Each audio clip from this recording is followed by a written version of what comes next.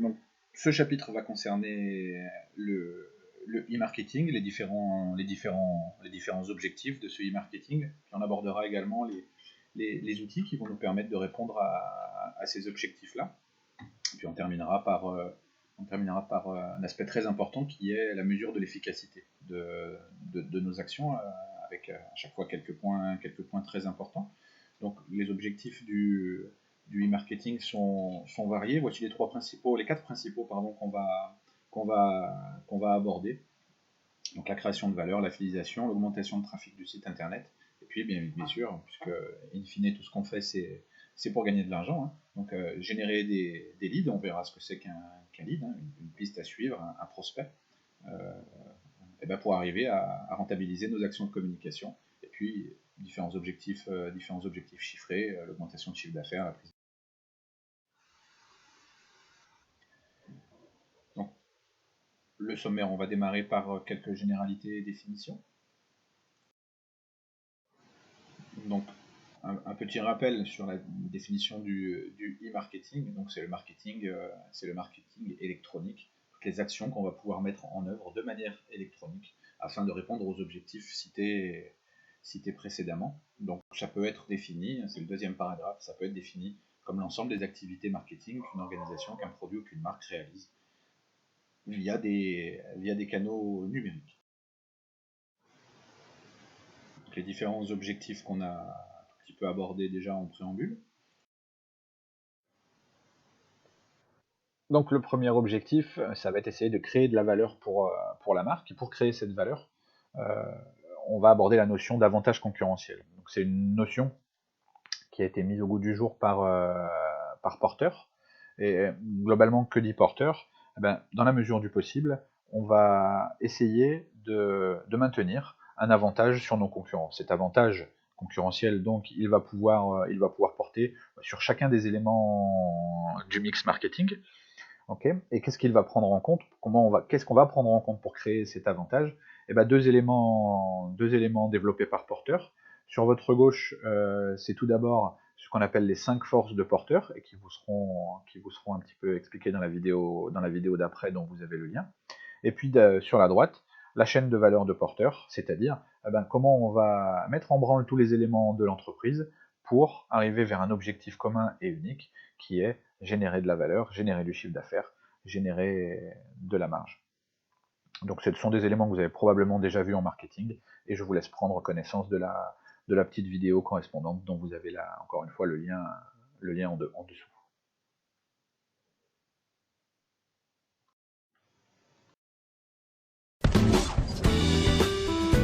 Michael Porter, auteur du livre L'avantage compétitif, a créé un modèle qui redéfinit la notion de concurrence. Il s'appuie sur 5 forces qui influent sur vos affaires.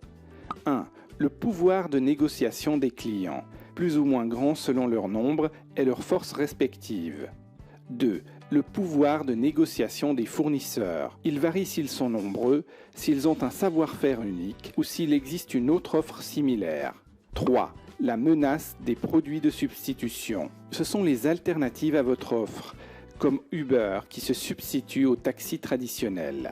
4. Le risque de nouveaux entrants sur le marché. C'est l'arrivée d'un nouveau concurrent comme Tesla sur le marché automobile. 5. L'intensité de la rivalité entre les concurrents. Plus cette rivalité est vive, plus le marché est difficile. L'on parle aussi d'une 6e force. Elle est définie par les normes, les règles et la législation qui influencent également les affaires. Cette force ne figure toutefois pas dans le modèle original de Porter. L'évaluation de la structure de ces forces va vous permettre de définir les grands axes stratégiques. Vous allez capter des profits en évitant qu'ils ne soient grignotés par l'influence des forces qui règnent sur votre marché. Alors comment utiliser le modèle des 5 forces de Porter ? Tout d'abord, analysez le poids de chacune de ces forces. Plus leur poids est important et plus la marge de manœuvre des acteurs de votre marché est limitée. Lorsque vous découvrez un moyen de mitiger l'impact de l'une de ces forces, vous obtenez un facteur clé de succès. Prenons un exemple. Imaginons que vous ayez une appli avec des exercices de yoga. Vos clients sont très nombreux et dispersés et leur pouvoir est donc moindre. Vos fournisseurs sont des instructeurs de yoga reconnus. Ils sont peu nombreux et leur pouvoir de négociation est élevé. Les produits de substitution sont des livres, des autres vidéos de yoga sur YouTube ou même des cours privés. Leur pouvoir est important. Le risque de nouveaux entrants sur ce marché. De nouvelles applis peuvent apparaître, mais vous avez l'avantage d'être déjà connu. Leur pouvoir est donc moyen. L'on dira que l'intensité de la rivalité des concurrents sur ce marché du yoga est moyenne. En regardant le résultat, vous pouvez hiérarchiser les 5 forces de Porter et mitiger chacune d'elles. Par exemple, les forces les plus importantes. Comment mitiger la force des produits de substitution? En créant vous-même un avantage compétitif, en vous spécialisant dans un domaine en vogue comme le yoga pour les professionnels stressés. Là, vous avez moins de concurrents et votre spécialisation est un facteur clé de succès. Et comment mitiger la force des fournisseurs? En créant un label de qualité que les profs de yoga pourront faire valoir, étant sélectionnés comme partenaires de votre appli. Ils perdent le label s'ils arrêtent de collaborer avec vous. Cela équilibre les forces et vous procure de la notoriété. Évidemment, vous pouvez trouver d'autres facteurs clés de succès. Mais dans cet exemple, vous avez maintenant 2 nouveaux avantages compétitifs grâce au modèle des 5 forces de Porter.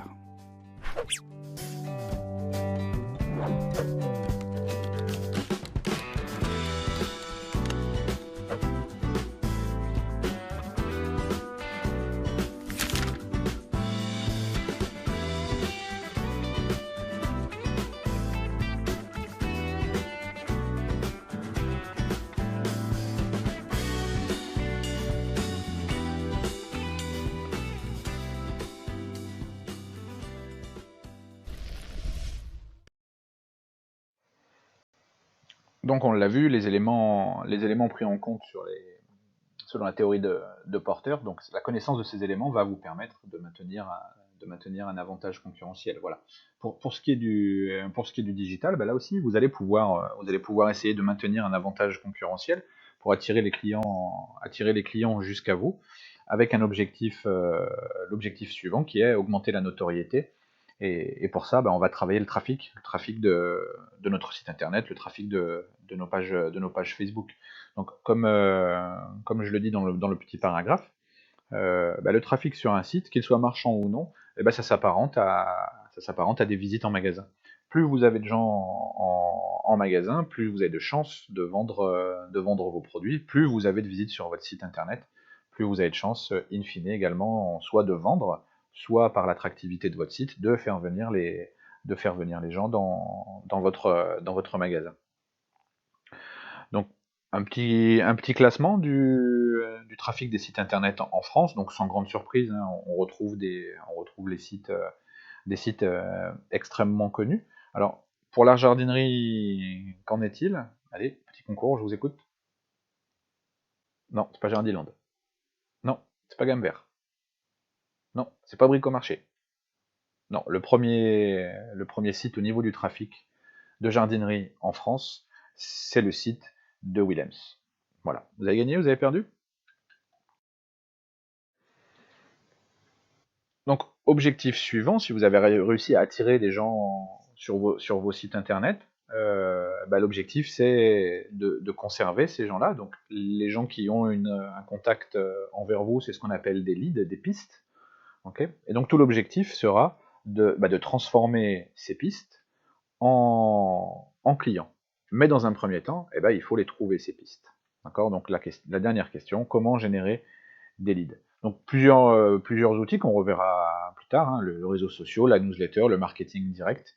Bref, portez votre entreprise, portez vos produits à la connaissance des futurs consommateurs. Donc générer des leads, c'est bien. Les transformer en clients, c'est bien, c'est ce qu'il faut. Et puis bien entendu, avec la concurrence dans vos domaines d'activité, fidéliser le client va être une notion également extrêmement importante.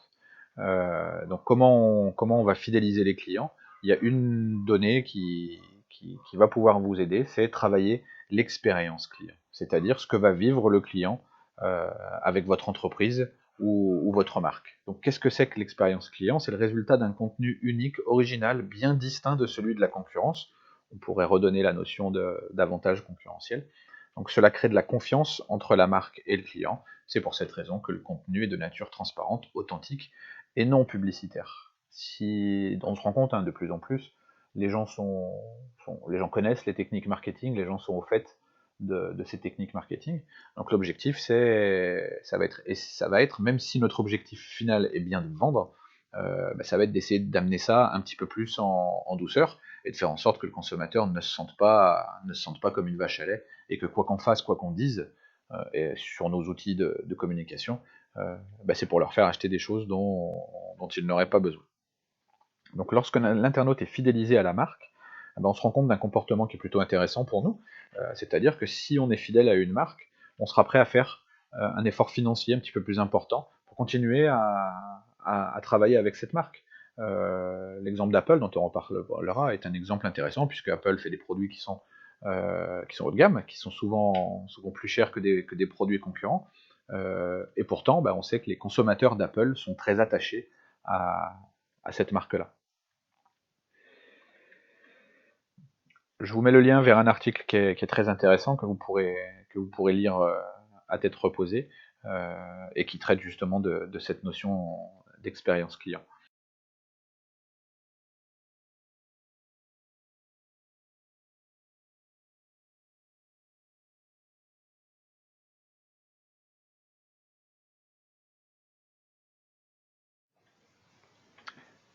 Et de la même manière qu'on avait classé le trafic sur les sites internet, l'expérience client peut se classifier aussi. Donc l'internet est très friand de ce type de classement. Donc je vais vous proposer le top 3 français de l'expérience client. Alors, mais avant ça, comment on calcule ce classement? Donc ce qui est le plus utilisé, c'est le score CEE, Customer Experience Excellence, c'est-à-dire l'excellence de l'expérience client. Donc c'est un indicateur créé et généré par une entreprise qui s'appelle KPMG. Et donc ce score est calculé en fonction des 6 critères que vous voyez en bas. Alors c'est pas nécessairement uniquement que des critères digitaux, mais ils intègrent ces critères digitaux.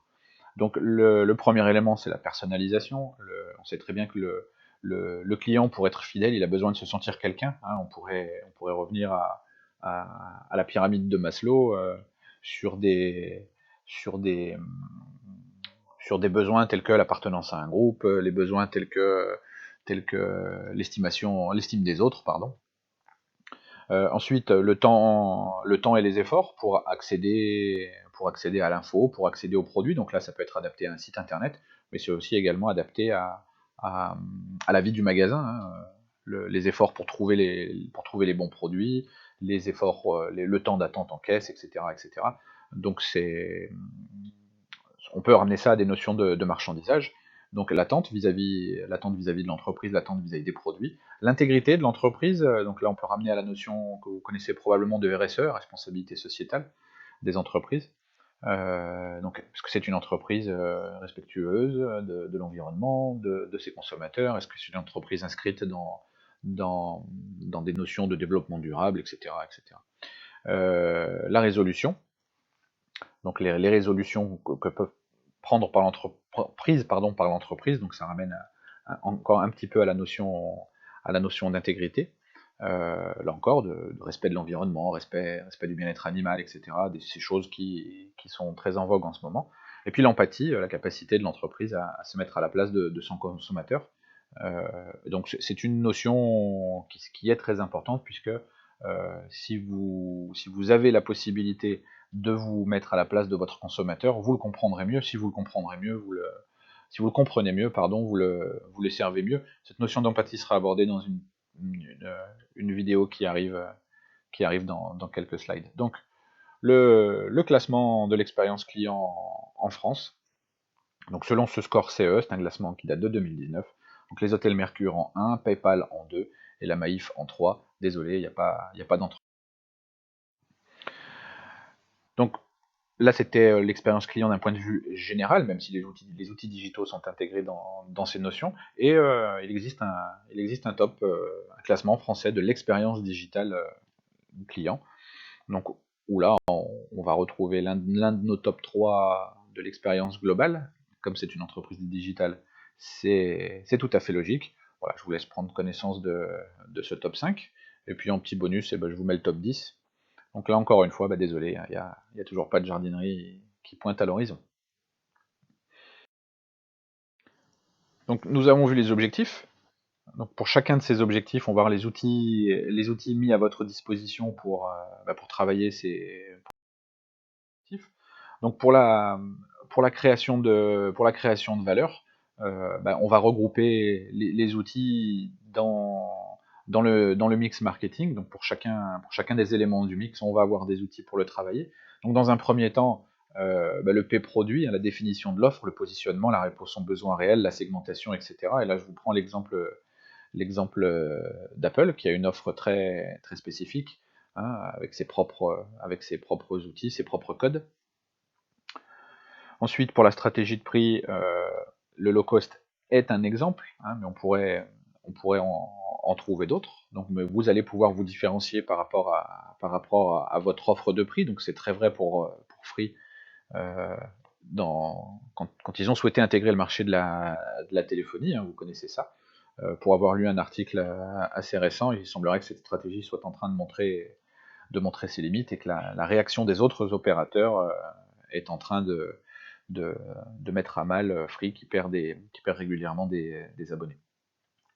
La stratégie de distribution, donc là c'est la cohérence des canaux définis, donc avec des termes que vous connaissez déjà qu'on a abordés, le multicanal, le cross-canal, l'omnicanal, le click and collect, et j'aurais pu mettre trois petits points. Et enfin, la stratégie de communication, hein, on essaie de faire participer les clients, les réseaux sociaux nous permettent ça aujourd'hui très très bien, et je prends l'exemple de Coca-Cola, puisque la communication de Coca-Cola est universellement connue, comme ses produits d'ailleurs. Deuxième objectif, c'était l'augmentation de la notoriété, donc le travail du trafic, là aussi, ce sont des notions que l'on a vues déjà dans notre chapitre précédent. Donc le référencement, qu'il soit payant ou qu'il soit naturel, et puis l'achat de trafic, vous avez des sociétés et des sites spécialisés dans l'achat de trafic, donc faire en sorte que, que l'on vous amène du trafic sur les sites internet avec différentes méthodes payantes. Pour synthétiser un petit peu, tous les outils qui vous permettent d'attirer des gens sur votre site internet. Donc, pour commencer par le haut et dans le sens des aiguilles d'une montre, le community management qui va utiliser les réseaux sociaux, la publicité digitale sur des sites spécialisés ou non, des campagnes d'emailing, des marketplaces, des comparateurs de prix, le référencement naturel, les applications mobiles et tout le travail qui sera fait autour des écrans plus petits, on va parler de web design, etc. Et puis les blogs qui sont là pour fournir de l'information. Et on pourrait rajouter pour le monde de la jardinerie les conseils techniques, les périodes de semis, etc., de bouturage, tout ce que vous voulez. Donc tout ce que vous pourrez mettre comme conseil sur différents outils vont pouvoir ramener du trafic sur votre site de e-commerce, encore une fois, pour l'objectif final qui est de vendre. Donc pour générer des leads, porter à la connaissance de vos futurs consommateurs votre entreprise et vos produits, donc différents outils et techniques. Donc le social marketing, bien sûr, les réseaux sociaux où la plupart du temps vous n'avez rien à vendre directement sur ces réseaux sociaux, c'est juste porter la marque à la connaissance ou maintenir, on pourrait le retrouver exactement la même chose dans l'objectif de fidélisation, maintenir l'image de votre entreprise euh, dans l'esprit du consommateur.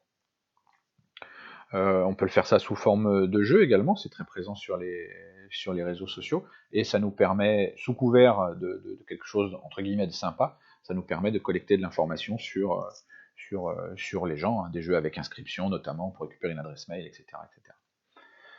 L'accès à une offre après inscription, donc ça c'est de plus en plus fréquent également. Hein.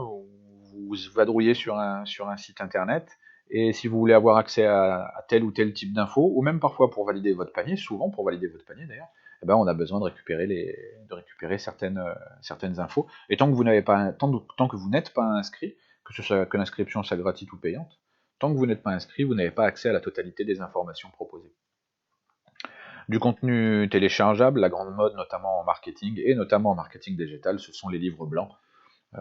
Donc des sociétés plus ou moins grosses qui écrivent des livres blancs sur un thème, donc des règles à respecter, des règles de bonne conduite, ou porter à la connaissance de différents thèmes. Donc là encore, si on veut télécharger ces livres blancs, souvent on doit s'inscrire, donc fournir au minimum une adresse mail. Cette adresse mail fait de nous un lead, et donc ensuite charge à l'entreprise de suivre son lead et de lui vendre d'autres produits. Et le blog, qui, comme on l'a dit juste avant, qui est un outil pour maintenir un contact avec les. Donc pour ce qui est de l'expérience client, la vidéo que je vous propose là est une vidéo qui est assez bien faite et qui va essayer de vous faire comprendre comment on peut travailler l'expérience client et ce qui est important dans l'expérience client. Habilways.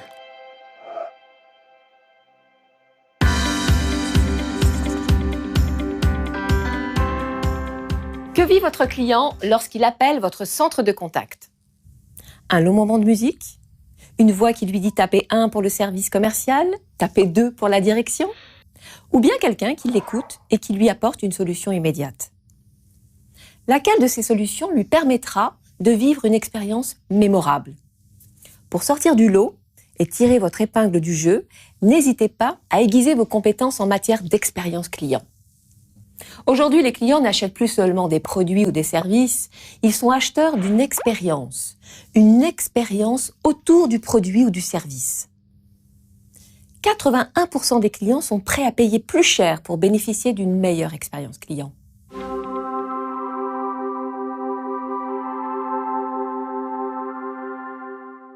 Alors, c'est quoi l'expérience client?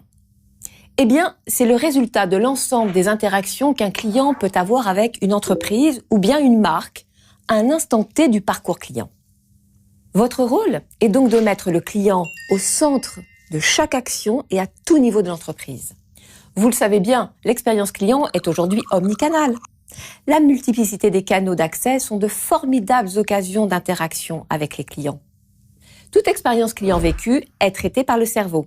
Ce qui est perçu est évalué et suscite des émotions agréables ou pas.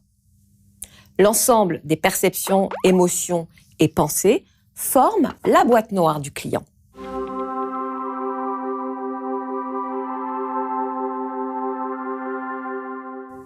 Pour analyser cette boîte noire, on utilise la technique de la chaise du client, qui regroupe 6 questions pour collecter et organiser l'information sur notre client à propos de l'expérience qu'il est en train de vivre.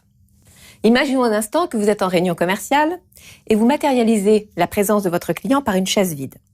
Que craint-il? D'être déçu par la qualité du produit que vous vendez? De se faire avoir par les conditions générales trop vagues? Que voit-il? Des personnes bienveillantes en train de réfléchir ou bien des commerciaux qui s'impatientent sur leur chiffre d'affaires? Que ressent-il? Du rêve, de la peur, de la colère, de la joie, des frustrations? Que veut-il? Rester et comprendre ce qui se passe ou bien filer ailleurs? Que fait-il? Il bâille car c'est trop long ou bien il prend position et s'intéresse et il achète? Qu'entend-il? Des mots cassants ou bienveillants? Des onomatopées? Un argumentaire sans corps ou bien une histoire qui le projette? La chaise du client est un outil, une technique aidante tout en tenant compte de la voix du client pour favoriser l'orientation d'une démarche client, connaître en profondeur sa clientèle du point de vue de la relation et de la transaction, et enfin pour compléter un parcours client sur chaque point de contact ou bien sur un moment de vérité. Pour conclure, si vous créez une excellente expérience client, les clients s'en souviendront et en parleront. Une expérience mémorable est la somme de détails qui la rendent inoubliable.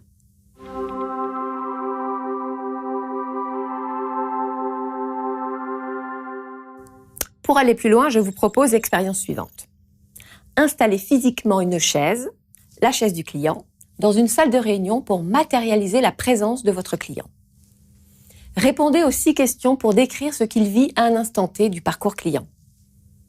Quelles sont vos conclusions? Qu'allez-vous faire maintenant que vous ne faisiez pas?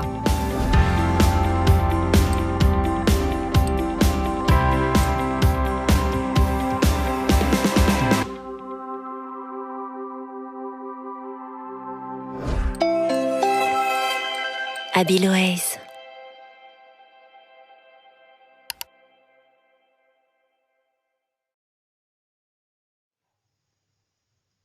Donc pour ce qui est de la fidélisation, en termes d'expérience client, donc je vous mets l'enjeu est de communiquer sans faire de publicité, c'est-à-dire essayer de faire prendre conscience aux consommateurs, ou aux prospects, ou aux simples leads, qu'on n'est pas en train d'essayer de lui vendre à tout prix quelque chose, non, plutôt essayer de lui faire comprendre qu'on est en train de le faire participer à la vie de l'entreprise, et que vis-à-vis de nos produits, il est quelqu'un, il est utile, on lui fournit de l'information sans nécessairement s'attaquer à son porte-monnaie tout de suite. Donc les différents outils, le blog, on en a parlé plusieurs fois, le chat, là également de plus en plus fréquent sur les sites internet des modules de chat qui soient robotisés ou non. La relance panier, donc une petite statistique, en moyenne 70% des paniers sont abandonnés, donc là on a des petites techniques que vous avez peut-être pu vivre vous-même en tant que consommateur sur certains sites. On met des choses au panier, et puis quand on essaye de quitter la page, on nous dit attention, vous n'avez pas validé, et puis même si on nous autorise à quitter la page, on va recevoir un mail quelques temps après pour nous dire vous avez toujours ces éléments-là en panier. Bref, essayez de recréer de l'intérêt pour la validation du panier. La collecte d'avis, là aussi très en vogue parce que les utilisateurs sont de plus en plus friands de ces avis, hein. Alors c'est surtout né au début sur les voyages, sur les destinations touristiques, et puis après ça s'est étendu aux restaurants, aux différents lieux de loisirs, et puis maintenant on donne des avis sur tout, et ces avis sont importants puisqu'ils sont consultés. On a vu dans le cours précédent quelques règles sur la gestion des avis, apporter une réponse individualisée autant que possible, et puis surtout ne pas laisser d'avis sans réponse. D'accord. Donc on voit fleurir différents outils qui vous permettent de gérer ces avis-là, j'y reviendrai. L'emailing, la newsletter, donc un envoi d'informations régulier, un contact régulier avec vos leads et vos prospects pour vous maintenir dans leur esprit. Okay, donc on va travailler la notoriété, puis on va également travailler l'image. Et puis enfin le forum, des espaces d'échange libres où vous laissez la parole à vos consommateurs. Donc là, faire attention à la modération, à bien faire respecter des chartes de bonne conduite, etc., etc. Donc pour ce qui est concrètement des outils, donc pour le chat, vous pourrez avoir un exemple si vous allez vadrouiller sur le site de Rakuten. Donc dès que vous vous connectez, on va vous proposer un module de chat si vous voulez discuter avec des gens. Alors à la particularité que chez Rakuten, ils ont pris le parti de faire gérer le chat par des consommateurs. Donc ce sont des utilisateurs du site Rakuten, donc ce ne sont pas des salariés, hein, ce sont des utilisateurs qui bénévolement vont répondre à vos questions sur le chat, sur le fonctionnement du site, sur comment régler un litige avec différents acheteurs, etc., etc. Pour la collecte d'avis, un parmi d'autres, Wizville, qui va vous permettre d'authentifier vos avis et d'être capable sur votre site d'annoncer que ce sont des avis vérifiés. Okay. Pour la collecte d'avis, on pourra parler aussi des avis sur Google, des avis sur Facebook, hein, où là vous aurez des solutions pour acheter des avis si vous le souhaitez, sachant que les sites qui recueillent ces avis, comme Facebook ou Google, sont assez bien armés pour définir et déceler quels sont les vrais avis des faux avis. Pour l'emailing, la newsletter, là aussi, Mailchimp qui en est un très très utilisé. Si vous avez la charge du site internet de votre entreprise et que vous tournez avec WordPress, vous avez un petit module qui s'appelle Mailjet qui est également aussi assez sympa pour l'envoi de mailing. Alors ces outils-là sont gratuits souvent pour une petite quantité de mails envoyés. Dès lors que vous commencez à dépasser 2000 adresses, ça deviendra bien sûr payant. Et puis enfin le forum, et je vous propose d'aller vadrouiller sur le forum du site de Trou. Donc mettre en place des outils pour répondre à des objectifs, c'est bien, mais tout l'enjeu, encore une fois, l'enjeu final, c'est de vendre, et pour pouvoir évaluer si mes outils sont efficaces, eh bien, je vais devoir mesurer l'efficacité de ces outils. Donc, d'une manière générale, en communication, c'est pas toujours évident de mesurer l'efficacité de telle ou telle action. Les outils digitaux, eux, par contre, nous permettent d'avoir une acuité très importante, donc d'avoir des résultats très, très précis, et puis avec des critères à étudier qui peuvent être extrêmement nombreux, extrêmement. Donc dans un premier temps sur de la mesure quantitative, je vais passer vite puisque ce sont des choses qu'on a vues en cours précédemment. Donc Google Analytics va vous permettre d'avoir une vision chiffrée de votre site internet très, très importante. Donc le nombre de visites, vous allez même pouvoir pister, faire ce qu'on appelle du tracking, et pister un petit peu l'internaute quand il se balade sur votre site, sur quelle page il arrive, d'où il arrive, est-ce que c'est une recherche Google, est-ce qu'il arrive d'un autre site sur lequel vous auriez mis un lien, et ensuite qu'est-ce qu'il fait, où va-t-il, combien de temps il passe sur telle ou telle page, et on peut aller même plus loin sur est-ce qu'il a cliqué sur telle ou telle publicité, est-ce qu'il a cliqué sur tel ou tel bouton, est-ce qu'il a mis des choses au panier, etc. etc. Mesures quantitatives, il y a également des mesures qualitatives. Donc on va aborder deux notions, le ROI qu'on a déjà évoqué en cours, donc c'est le retour sur investissement. Qu'est-ce que pour mes actions de communication, combien ça coûte, combien ça rapporte. Okay. Et puis ensuite je pourrais faire le tri sur les outils qui sont bénéfiques ou ceux qui ne le sont pas. Et puis une autre donnée extrêmement importante, ce sont les facteurs clés de succès, les clés de performance, pardon. Donc les KPI, Key Performance Indicators. Donc dans la construction de votre stratégie, il va falloir identifier dans un premier temps ces points de performance pour ensuite les travailler. Voilà, je vous laisse prendre connaissance du tableau. Donc sachant que cette mesure d'efficacité est extrêmement importante, parce qu'à un moment donné, vous allez mettre en place tout un tas d'outils et il faudra bien être capable de dire ce qui fonctionne, ce qui ne fonctionne pas, investir sur ce qui fonctionne et peut-être laisser tomber ce qui ne fonctionne pas, ou alors chercher d'autres moyens de faire progresser ces clés de performance. Nous en arrivons à la fin. J'espère vous avoir bien fait comprendre tous ces éléments. Merci de votre attention.